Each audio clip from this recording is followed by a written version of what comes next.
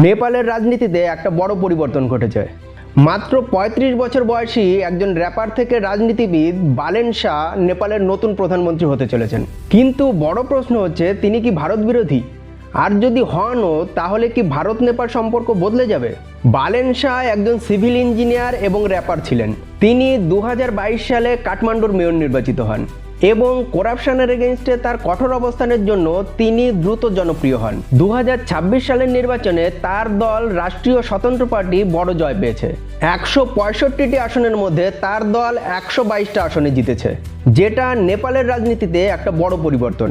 তাকে অনেকে anti India বলছে, তার কারণ ভারতের নতুন পার্লামেন্টে অখণ্ড ভারতের একটা মিউরাল আছে। তার রেসপন্সে বালেন শাহ তার অফিসে একটা গ্রেটার নেপালের ম্যাপ লাগিয়েছিলেন।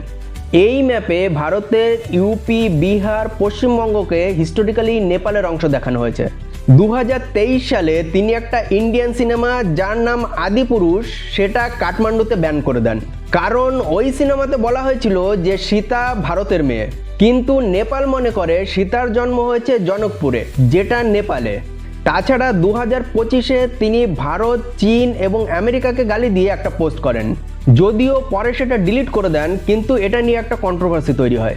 কিন্তু এখানে একটা কথা মনে রাখতে হবে, পলিটিশিয়ানরা ভারত বিরোধিতা করে মানুষের আবেগকে কাজে লাগিয়ে ভোটে জেতার জন্য, কিন্তু আবেগ দিয়ে ইন্টারনাল পলিটিক্স হয়, ইন্টারন্যাশনাল রিলেশন হয় রিয়েলিজমের ওপর বেস করে।